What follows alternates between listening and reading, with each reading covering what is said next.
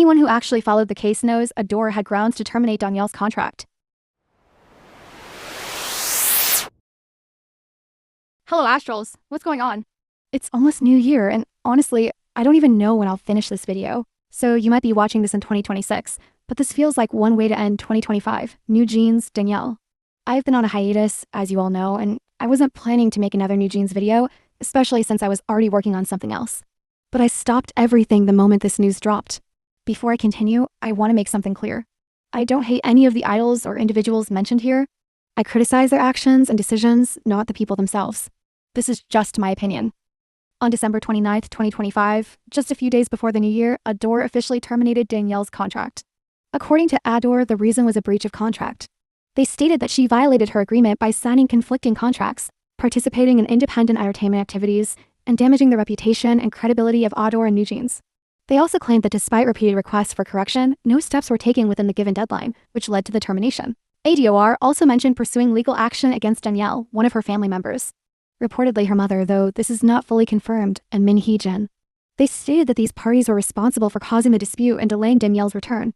As of now, Minji is still in negotiations. Hanni has reportedly been accepted back, and Haerin and Hyein were accepted earlier.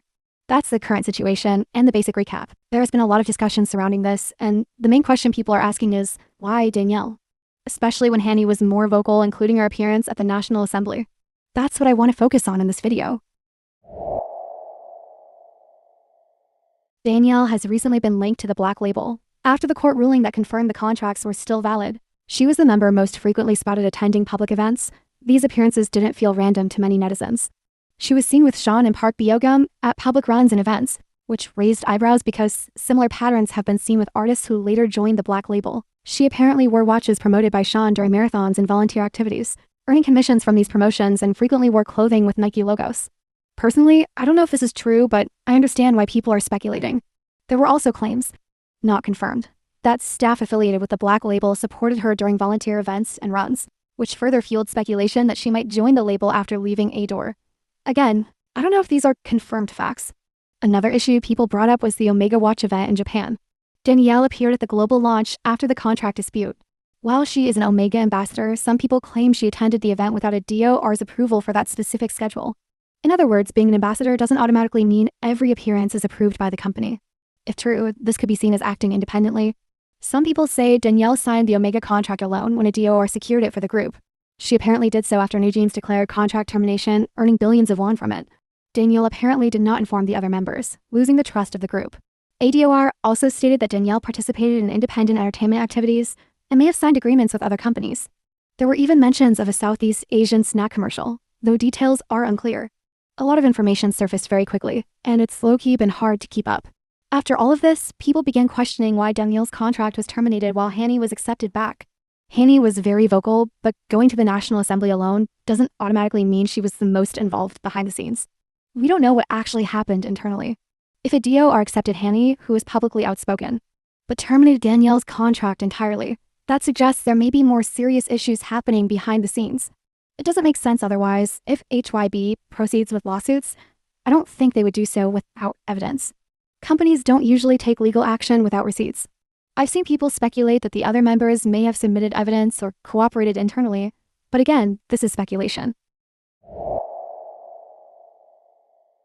Throughout this entire Newjeans Adore dispute, people have consistently pointed to Minji, Hanni, and Danielle as the members most involved in wanting to leave Adore and align themselves with Min Hee-jin.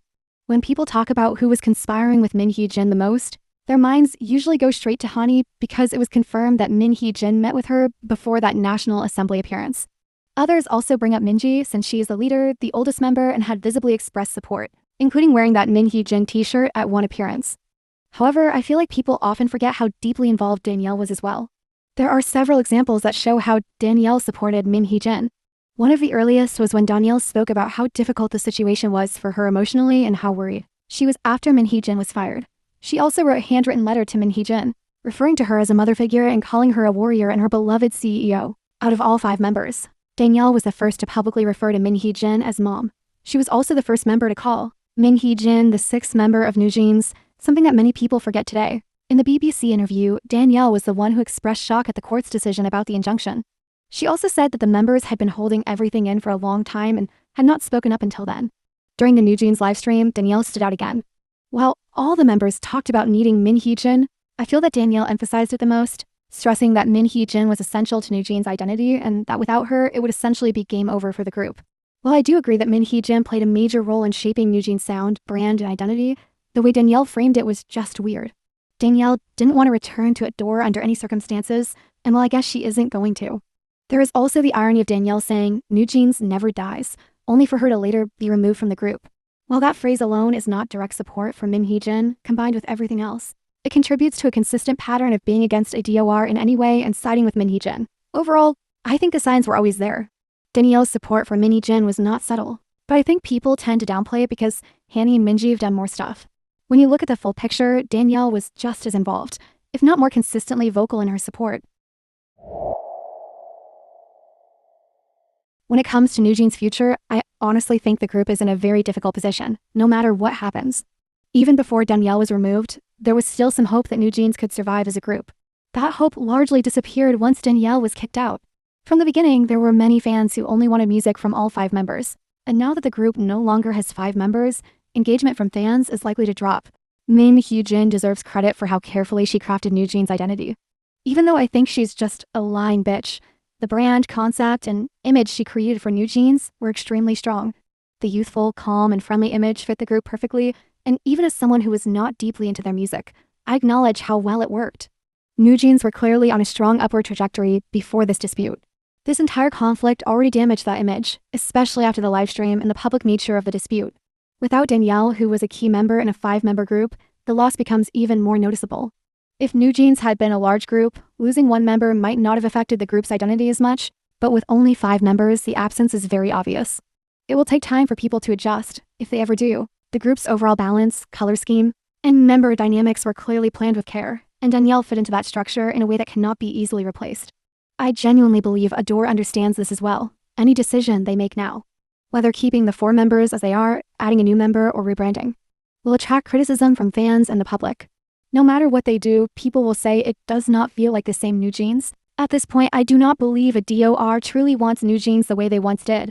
They likely just want to see this contract situation through to the end rather than letting the members walk away. The strategy Newjeans seemed to rely on was that Adore would eventually get tired and release them with no penalty. But a DOR did not do that. Realistically, there are only a few ways forward.